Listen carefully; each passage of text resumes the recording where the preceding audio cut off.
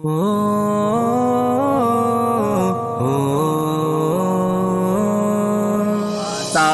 اصحاب کہف کی قبریں ہیں۔ یہ غار کا آپ پورا منظر دیکھیے قرآن، اور اس کے اندر بتایا جاتا ہے کہ اصحاب کہف کے ہڈیاں اندر موجود ہیں۔ اصحاب کہف۔ السلام علیکم ورحمۃ اللہ وبرکاتہ۔ ناظرین و سامعین، آج انشاءاللہ ہم آپ کو ایک بہت اہم زیارت کرانے جا رہے ہیں۔ اردن جارڈن میں اس وقت ہم موجود ہیں۔ اصحاب کہف کا غار انشاءاللہ آج ہم آپ کو دکھائیں گے۔ تو ناظرین، یہ وہ جگہ ہے جہاں اصحاب کہف کا غار اور ان کی مسجد موجود ہے۔ اردن میں یہ جگہ ہے، اور آگے ہم آپ کو دکھائیں گے اس کی مسجد کیسی ہے اور غار کیسا ہے۔ اس کے باہر اب ایک وسیع اور عریض بڑی مسجد بنا دی گئی ہے۔ انشاءاللہ ہم اس کی بھی آپ کو زیارت کرائیں گے۔ باہر کا بھی منظر انشاءاللہ ہم آپ کو دکھائیں گے۔ یہ پوری مسجد کا منظر اور خوبصورت منظر اصحاب کہف کی یہ جگہ کا منظر ہے۔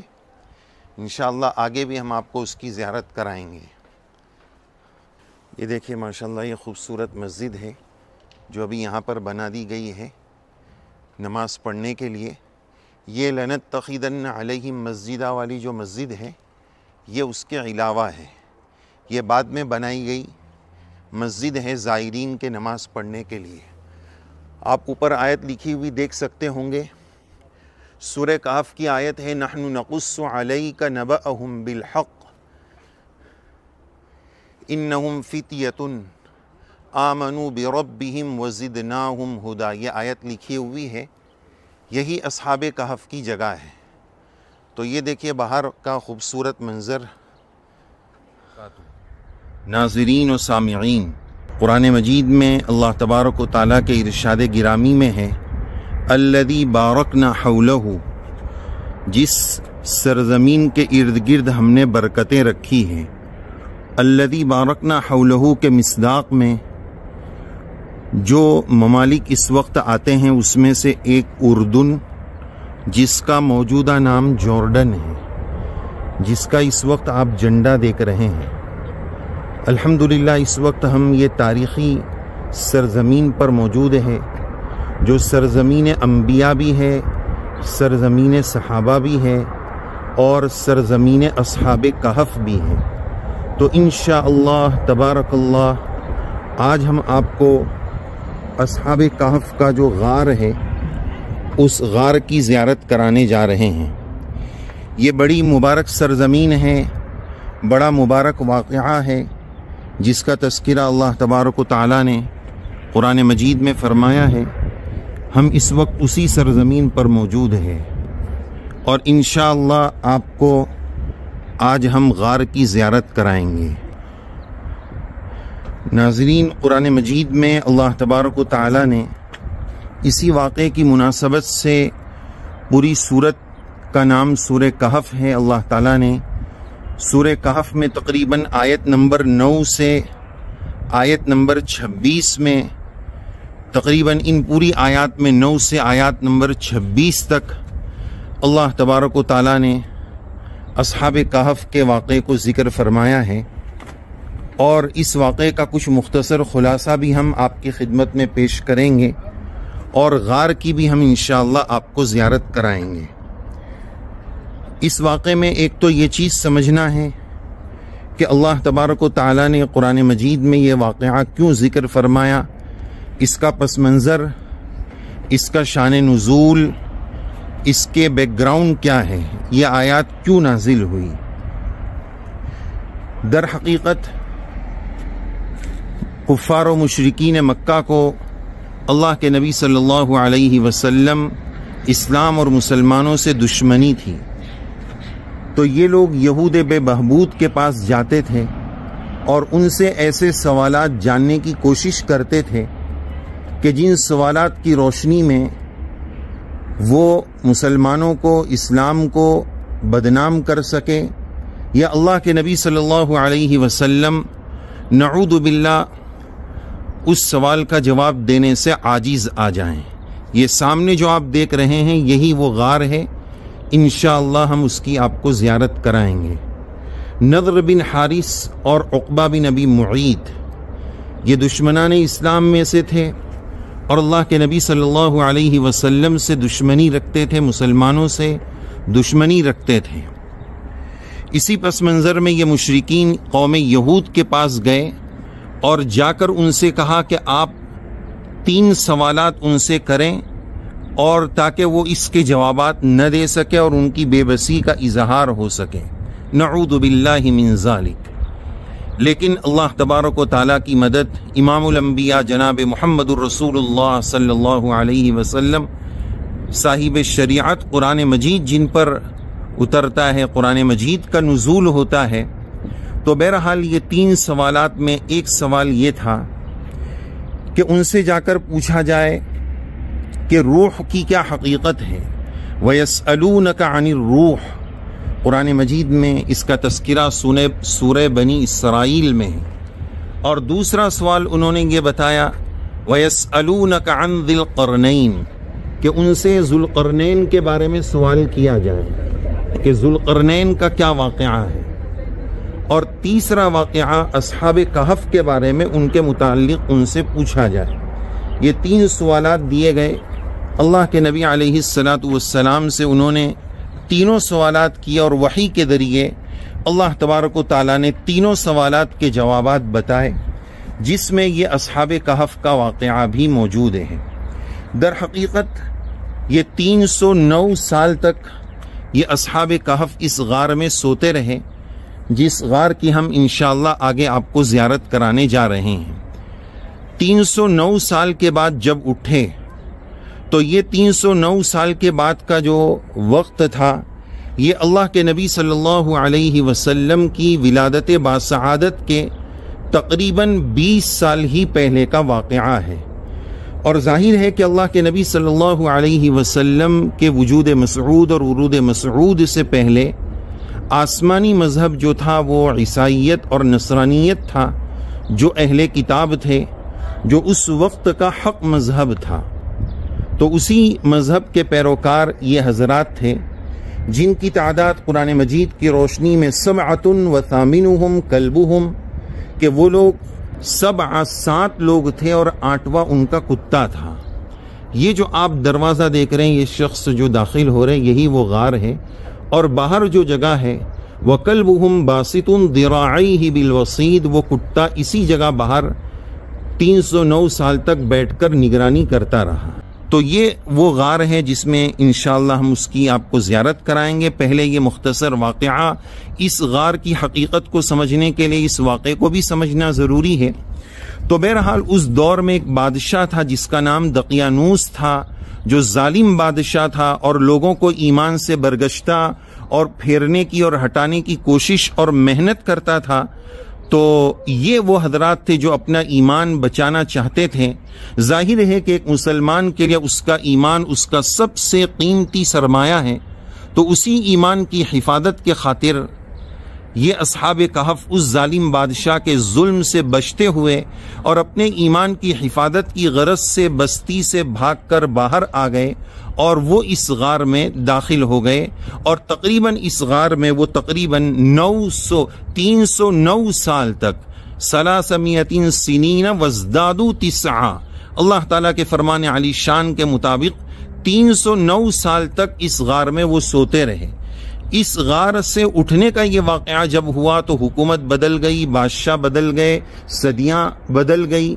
تو اس موقع پر ایک واقعہ یہ پیش آیا کہ اسلامی حکومت اور ایمانی حکومت تو آ چکی تھی، لیکن بہت سارے لوگوں کو یہ شک شبہ رہتا تھا کہ آخر کیا بات ہے، بعث بعد الموت کے مرنے کے بعد زندہ ہونا، اس طرح کے کیا عقائد کی ضرورت ہے، اور بعث بعد الموت مرنے کے بعد دوبارہ زندہ ہونے پر ان کا یقین کمزور ہونے لگا۔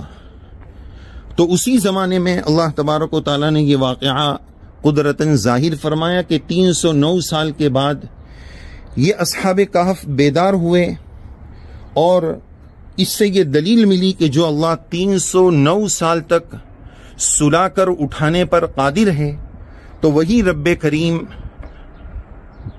مرنے کے بعد دوبارہ زندہ کرنے پر بھی قادر ہے۔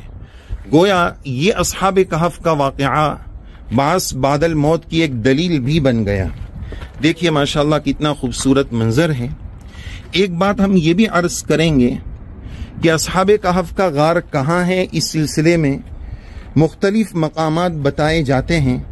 یہ مقام 100% یقینی اور حتمی طور پر وہی مقام ہو ایسا کوئی ضروری نہیں ہے، لیکن قرائن اور آثار اور محققین کی تحقیق کے مطابق سب سے زیادہ احتمال یہی ہے کہ یہی وہ مقام ہے جہاں اصحاب کہف سوئے تھے۔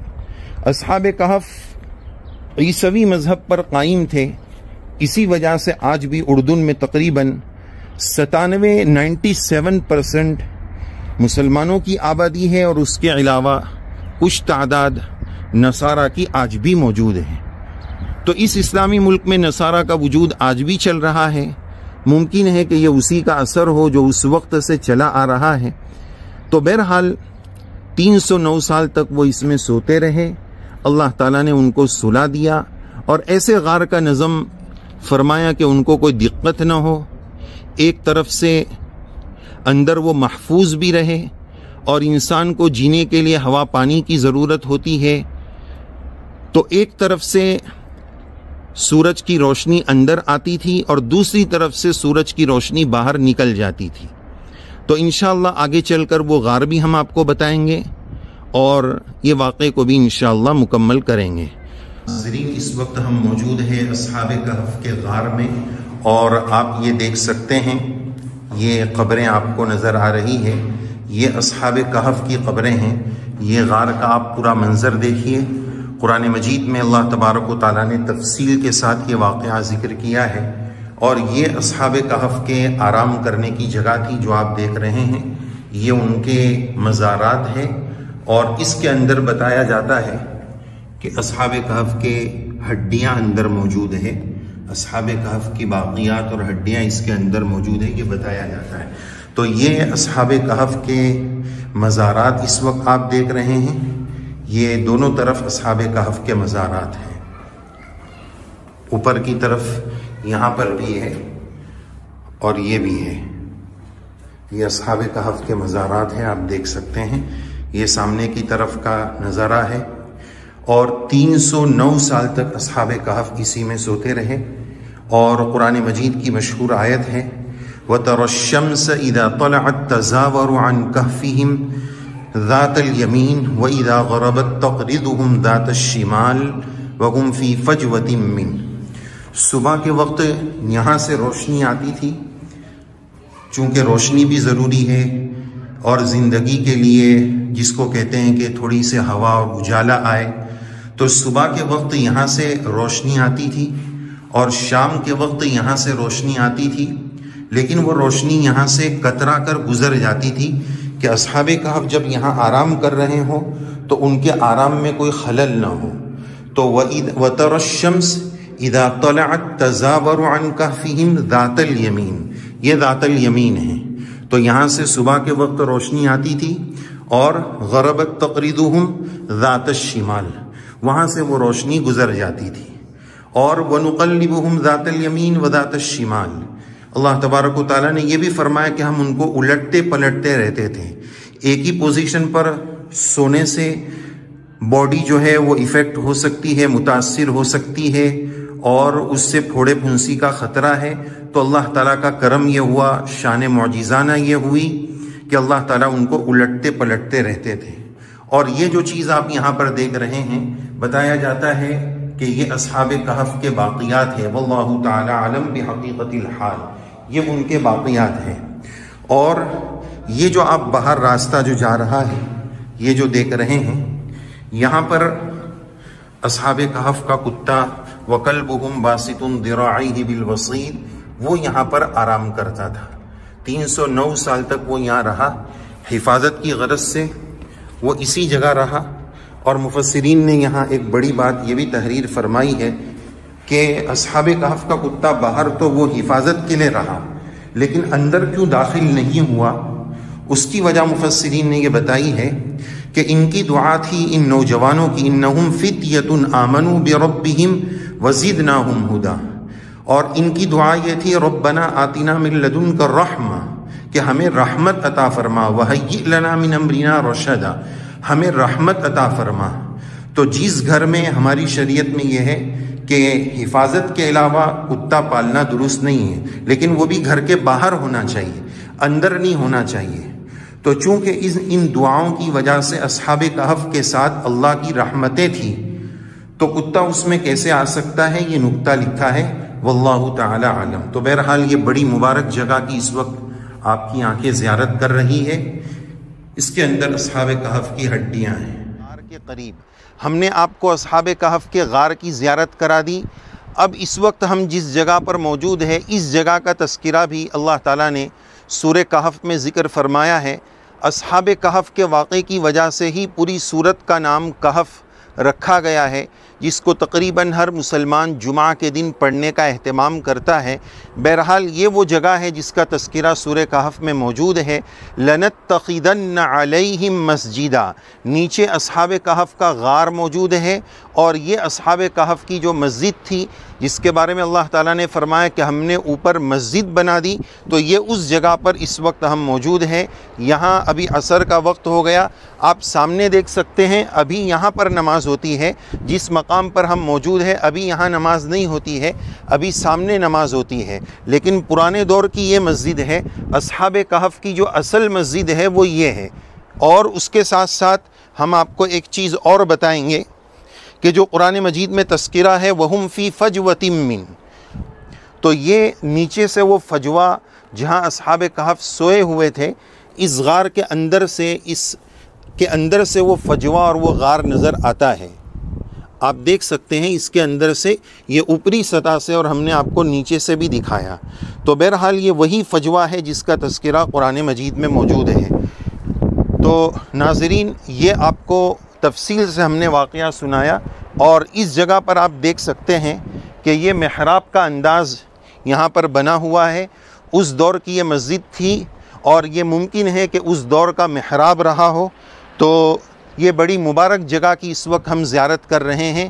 اللہ تبارک و تعالیٰ سے دعا ہے اللہ تعالیٰ اس مقام کی خیر اور برکات آپ کو اور ہم سب کو نصیب فرمائیں، اور جس طرح اصحاب کہف نے اپنی جوانی کی حفاظت فرمائی، انہم فتیۃ آمنوا بربہم وزدناہم ہدی، اللہ تعالیٰ ہمارے نوجوانوں کو بھی اسی طرح اپنے ایمان کی حفاظت کا سچا جذبہ نصیب فرماوے، اور اللہ تبارک و تعالیٰ ان اصحاب کہف پر کروڑوں کروڑ صلاۃ و سلام نازل فرماوے، اور اللہ تعالیٰ ہم سب کو بھی اپنے ایمان کی حفاظت کا ایسا مضبوط استقامت والا جذبہ رب کریم ہم سب کو نصیب فرماوے۔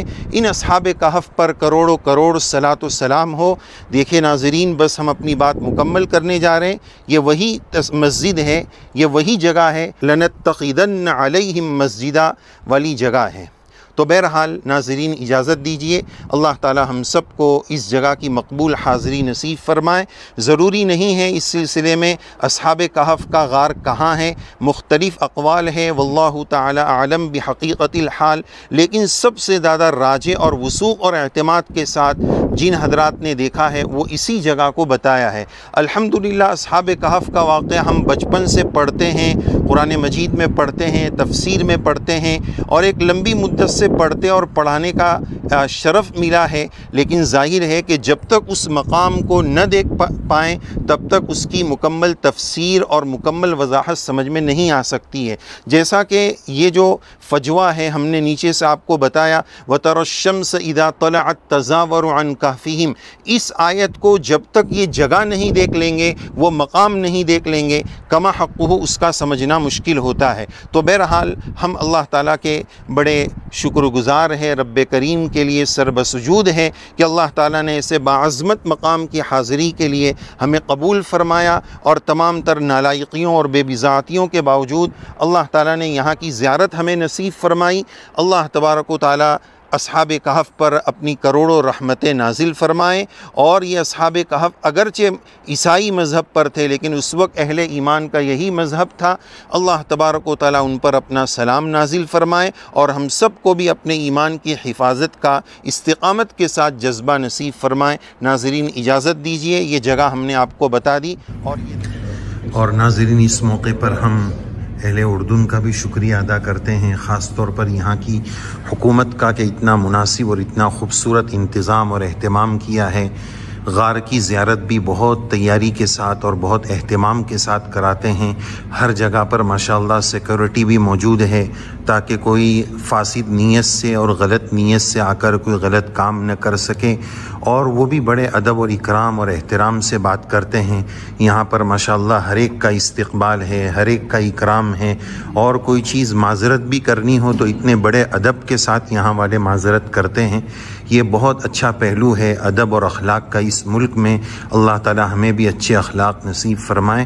تو ماشاءاللہ اس مبارک موقع پر ہم یہاں کی جو وزیر سیاحت ہے ان کے شکر گزار ہیں۔ جتنی یہاں زیارت کی جگہیں ہیں، مقابر صحابہ رضی اللہ عنہم، مقامات انبیاء کرام علیہم السلام، اصحاب کہف، ان سب چیزوں کا یہاں کی حکومت نے بہت زیادہ اہتمام اور انتظام کیا ہے، خوبصورتی بھی رکھی ہے، اور ہر چیز میں ادب اور اکرام کا لحاظ رکھا ہے۔ آنے والے زائرین کی تمام چاہتوں کا بھی پورا خیال رکھا ہے۔ تو ایسے مبارک موقع پر جو ہم زیارت کر رہے ہیں، یہ ان کے تعاون کے بغیر نہیں ہو سکتا تھا۔ اس لیے دل کی گہرائیوں سے ہمارے جو ان زیارتوں کے دیکھنے کے بعد جو جذبات ہیں وہ ناقابل بیان ہیں۔ ہماری زندگی کے سب سے قیمتی لمحات میں سے یہ لمحات ہے جو یہاں کی حکومت کی محنتوں کی برکت سے ہمیں ملے ہیں۔ خاص طور پر صحابہ رضی اللہ عنہم کے مزارات اور ان کے مقابر، کئی مدتوں سے ہم علم حدیث پڑھ رہے ہیں، اور الحمدللہ پڑھانے کی بھی سعادت مل رہی ہے، لیکن بڑی تمنا تھی کہ ان صحابہ رضی اللہ عنہم کے مزار پر اور مقابر پر جانے کی سعادت ملے۔ حضرت معاذ بن جبل رضی اللہ عنہ، شرحبیل بن حسنہ رضی اللہ عنہ، ابو عبیدہ بن الجراح رضی اللہ عنہ، زرار بن ازور رضی اللہ عنہ، زید بن حارثہ رضی اللہ عنہ، اور جعفر طیار رضی اللہ عنہ، عبداللہ بن رواحہ رضی اللہ عنہم، ان تمام حضرات صحابہ رضی اللہ عنہم کے مقابر کی زیارت کا شرف ملا۔ اللہ کا کرم ہوا، یہ اللہ کی توفیق کے بغیر ناممکن تھا، اور یہاں والی جو حکومت ہے ان حکومت کے تعاون کے بغیر بھی ناممکن تھا۔ ہم یہاں کی حکومت کے پھر ایک مرتبہ تہہ دل سے شکر گزار ہے کہ انہوں نے ہمارے لیے مناسب انتظام اور اہتمام بھی کرایا، اور ہر جگہ کی زیارت میں بھرپور تعاون دیا ہے۔ نشکرکم شکرا جزیلا، نشکرکم شکرا جزیلا، باعماق قلبی و بصمیم قلبی، اکرمکم اللہ کما اکرمتمونا، شرفکم اللہ، جزاکم اللہ۔ السلام علیکم ورحمۃ اللہ وبرکاتہ۔